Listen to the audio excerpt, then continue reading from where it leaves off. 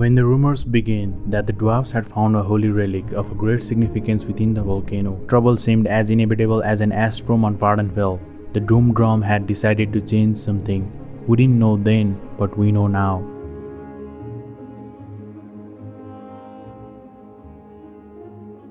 To analyze what Dagoth is, we have to first look at the history of the Chimera people and their relation with Dwemer and the rest of the world. The story begins before the Dwemer were cursed, before that inferno of betrayal, the sacrilege, the blazed within the Red Mountain, before their skin turned to ash along their honor. The golden-hued Chimera followed Prophet Velo to the promised land of Resdain, or the current-day Morrowind.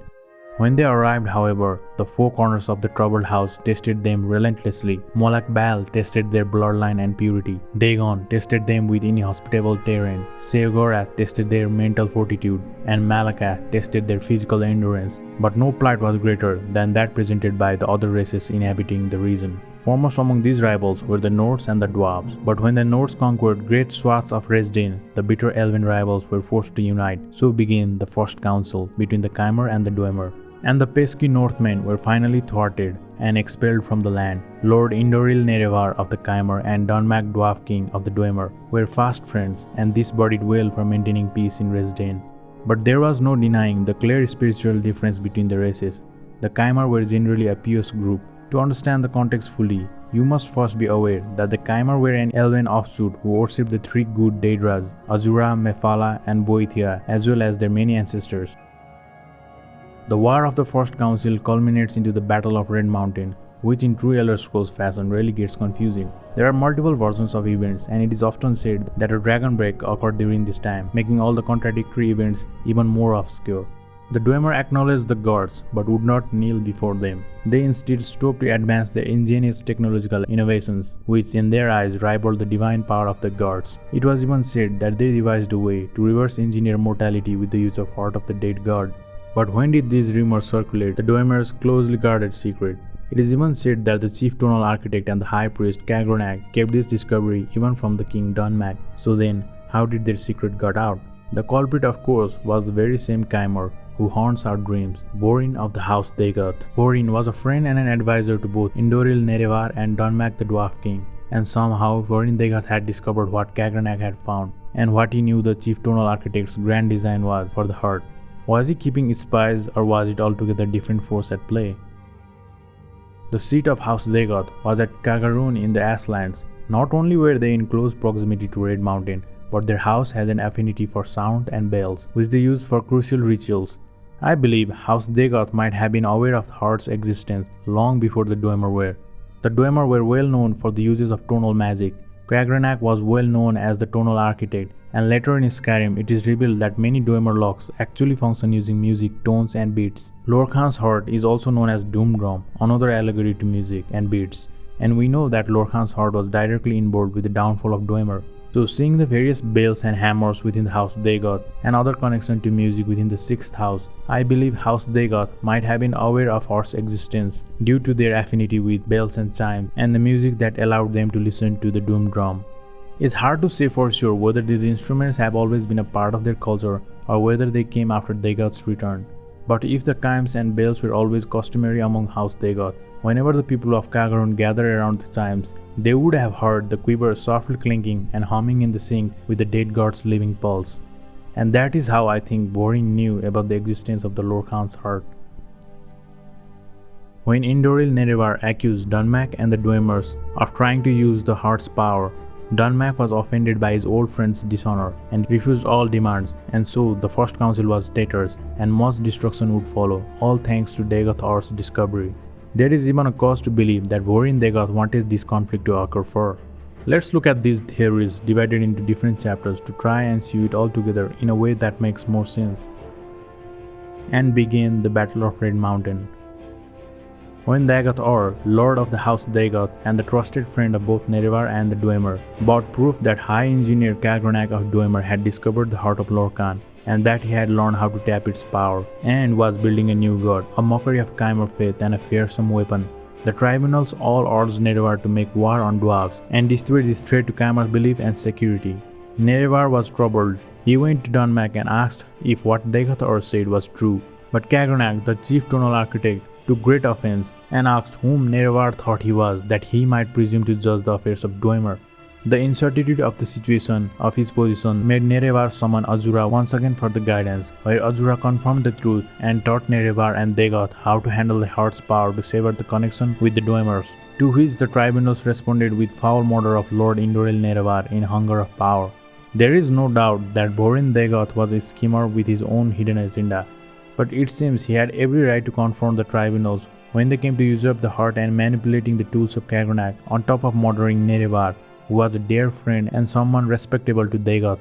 Almalexia, Sotasil and Vivek became demigods by using the heart of Lorkhan and were cursed by Azura for their egregious sin, along with the whole of Caimar, who were changed into Dunmer and their skin turned ashen and their eyes into fire, to let them remind of their true selves, who, like ghouls, fed on nobility of a hero and trust of a king. Azura said that what they did with the heart was foul beyond measure and that they will grow to regret it. For the lives of gods are not what mortals think, and the matters that weigh only years to mortal will weigh on gods forever. So before they began building Anumidium, Kagrenac had apparently begun sharing the divinity of heart with his people, and who does that remind you of? Here's a passage of dialogue by Dagoth. I, Dagoth, will continue to draw divine powers from the heart and distribute it to my kin and followers. I will continue to broadcast divine power upon the blight wind, so that it will touch his soul in Vipernixz, and then, more broadly, across the waters to the rest of Morrowind and Tamriel. In time, every mortal in Tamriel shall feel their liberating contact with the divine. So we have Kagrenac exhibiting all the same behavior that Dagoth would later exhibit. Unleashing the blight, sharing the gift of divinity, trying to create his own god, and possibly other correlations.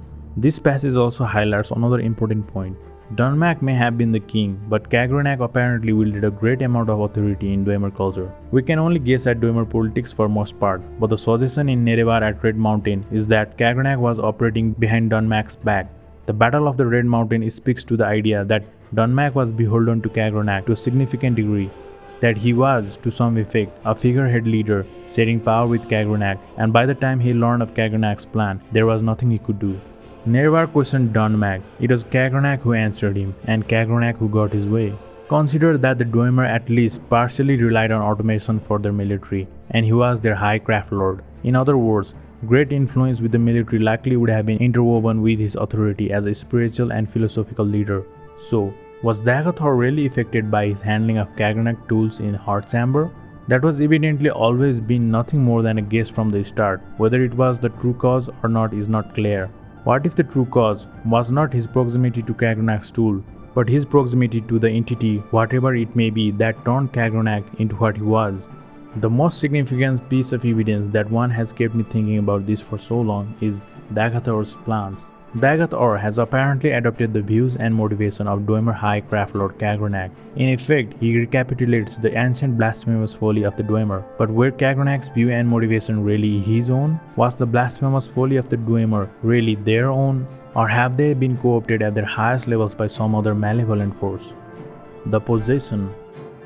Person being commandeered by a spirit is an occurrence Tamriel is familiar with. This is seen early in Daggerfall quests like the Obsessed style, all the way up to the modern games where Nelkir in Skyrim comes to mind.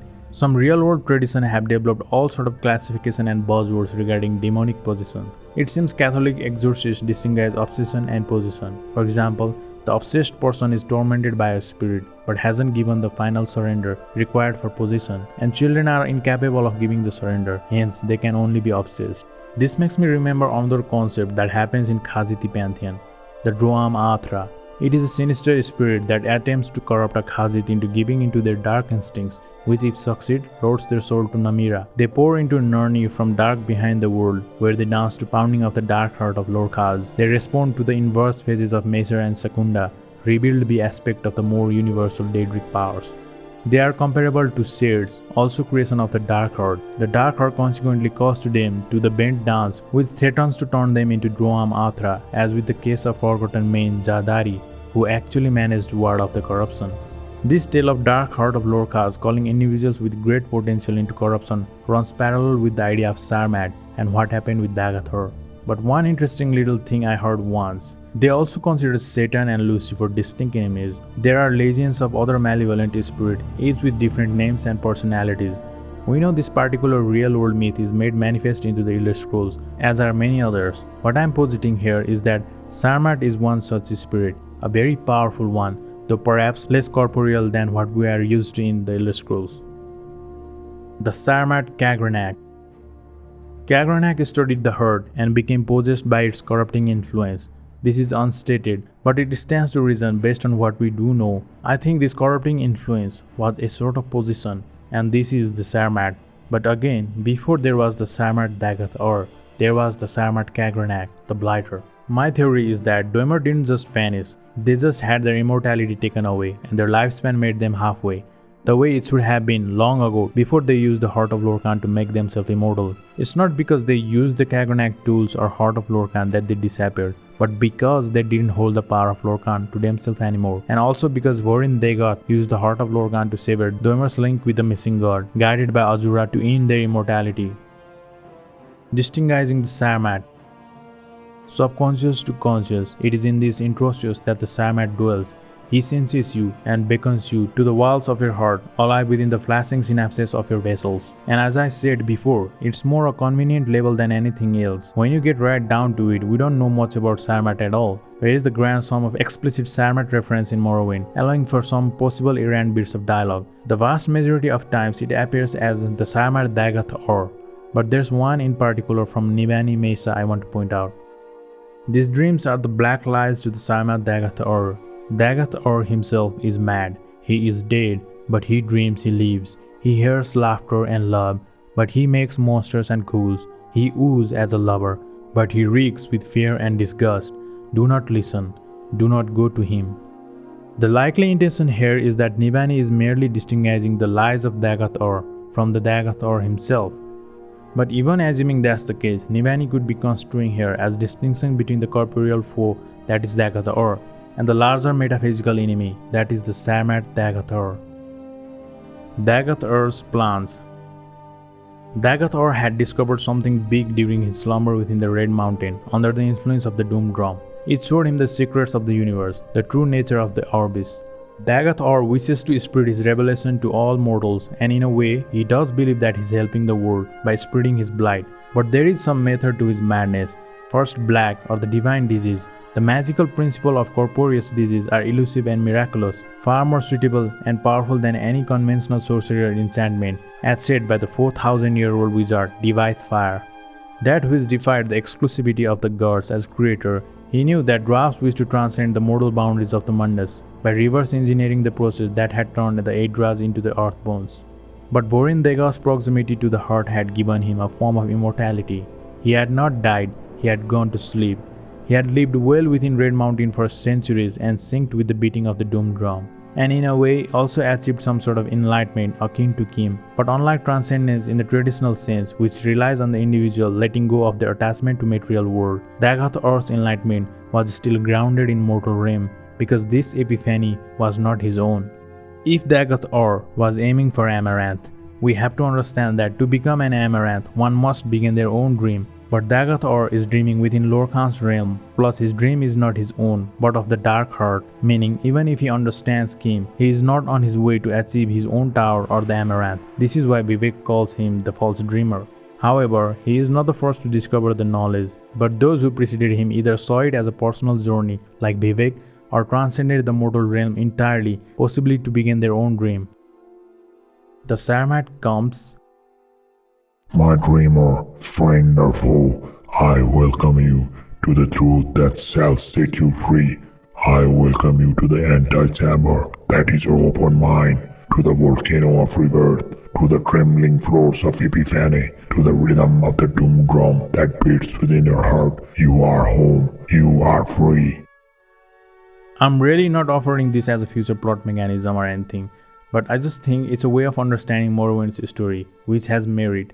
But as we all know here, and as many Elderscrolls fans seem to misunderstand, the heart of Lorkhan I don't think was destroyed, it was set free. Maybe the Sharmat was set free as well. Maybe one day the reemergence of the Sharmat could be the in-between. This, however, is just to acknowledge my own bias and to highlight the distinction between Dagoth's behavior pre-Red Mountain and his action at the climax of the battle and after. I think Voryn Dagoth was not such a bad guy. The way I am presenting this, you must have suspected that I think Voryn Dagoth was not such a bad guy. In larger part because I try to take all sources as more or less true, where his reason seems to be more accurate than the villainy that is present within him. Anyway, even though Dagoth was undoubtedly unbalanced, let's look at his message to Nerevar, which he paraphrases in some dialogue options. Once we were friends and brothers, Lord Nerevar. In peace and in war, no houseman ever served you better or more faithfully. Much that I did was your command, at great cost to myself and my honor. Yet, beneath the Red Mountain, you struck me down as I guarded the treasure you bound me by oath to defend. It was a cruel blow, a bitter betrayal to be felled by your own hand. This is a guy who believed he was loyal to Nerevar up to and including the end of his mortal life. And Voryn Dagoth seems to have been a loyal subject until the events of the Heart Chamber. Few sources really suggest otherwise. Even Vivek did not give us a reason to think Voryn was a traitor until then. All implication seems to be that up until that bloody moment, Voryn was on their side. Some sources, like the War of the First Council, indicate that House Dagoth was aligned against the rest of the Chimera. But considering the credibility of the source itself, I think this can be understood as a distortion of the truth perpetuated by the tribunal and the temple, who sought to paint House Dagoth as villains as much as possible in the hieroglyph. This makes me think Voryn Dagoth might have been a double agent whose true loyalty lied with Nerevar. He got vital intel on Dwemer plans thanks to his association with them and of course his own house's dealings with chimes and music as we explained before. And he or one of his underlings may have been responsible for Nerevar's forces making it to the Heart Chamber in the first place. Lorkhan's Desperation. Lorkhan is the scion of Padome, change itself. Lorkhan is both unstable and a mutant because of his own nature. He cannot be stable, as that would imply stasis. In my belief, I think Lorkhan's goal behind the whole creation of Mundus was to create a stable body for himself. The several aspects of Lorkhan's moon and Caesarine are both born from his instability. I think Lorkhan takes mortal form throughout the ages as Caesarine in search of a worthy vessel to prepare Mundus for his divine merging, to finally create a stable flesh divinity and share his place among other Aedras. I think Lorkhan, in form of Caesarine, consciously or unconsciously, takes any weak way of stasis and order to create a stable body for himself. However, being the son of change itself, his inherent self takes the Padomic approach as the Sharmat. Now this is just an speculation, but I think it aligns with all the things that Caesarines have done throughout the ages, from conquering, bringing about order, some even ascending to the godhood. However, the action of Sharmat that lurks in the shadow, possessing and compelling others to act as the catalyst to the change, that aligns perfectly with the concept of Padome. Dagoth said he can't give up the tools because he's been entrusted with them and he shall take care that no one messes with them or the herd. When Nerevar returned with the tribunal to the Heart Chamber, he refused to give up the tools, even though Nerevar was the one who commanded him to guard the tools. This is the point where it seems the Sharmat first had his hold on Voryn Dagoth. The difference between Caesarine and Sharmat, I think, is that while as Caesarine, as obscure as it is, Lorkhan attempts at his plan in a rather uninvolved way, whereas as Sharmat, he is the chaos, the change, and it is the representation of Lorkhan's desperation. Justification for Voryn Dagoth. Like most religions and gods, living or not, there is a genesis, a beginning, and then forth comes the gods or angels. They interact, and as a reflection of human nature, they often divide and fight. Like the Lucifer, the fallen angel of Christian faith, Dagoth too had less than sinister origins. There are many ways to give justification for Voryn Dagoth. As a matter of fact, the whole essay I've been talking about is just that. But the hypothesis more or less is that first Kagrenac and subsequently Voryn Dagoth became possessed or corrupted by a demonic entity associated with the heart of Lorkhan, the Sharmat, the false dreamer. The suggestion that Dagoth and Sharmat can be understood as distinct things has been lingering at the back of my mind for a long time. When I realized that Sharmat is more than just Dagoth, I got to ponder again. What if Sharmat is actually a manifestation of Sathakal's hunger? Here, Sathakal being the Yakunan representation of resulting creation from Anu and Padome's interplay, that is the Orbis, the Elderscrolls universe. Driven by hunger to eat one world to begin another, Sathakal also has much in common with the Nordic Alduin. Alduin, I'd say, is a force of change that brings anew. So is Lorkhan. Being the son of Padome, he represents the change. For Sharmat, at the end of the day, I think the purpose of the entire project was to reintroduce the concept of change into a universe that was becoming increasingly static. Lorkhan, either in his own will, being the son of Padome, or representation of change, or in a subconsciousness to claim his flesh divinity, manifested the dark heart that is the Sharmat, which acts as a catalyst to a world of immortal beings, expanding to fill all the available space with same old, locking the new within their immortality. It acts as the concept that drives the world to change its skin anew, just like how it was created at first, as a plane of existence for mortals in which it doesn't matter how powerful or how large a being becomes, everything old eventually dies, making way for the new, as it was before Akka and his friends began their unsustainable rise to immortality. And thus, here I end this justification, claiming that Lord Voryn of House Dagoth was a necessary evil that whom allowed themselves to change into the devil of Dagoth, or to force the old to see, to unite, to live again, and thus to change. Alright everyone, that's it for the video. I hope you enjoyed, and if I've been unclear or inaccurate in any way, please feel free to let me know down in the comments. Otherwise, thanks for watching and I'll see you on the next one.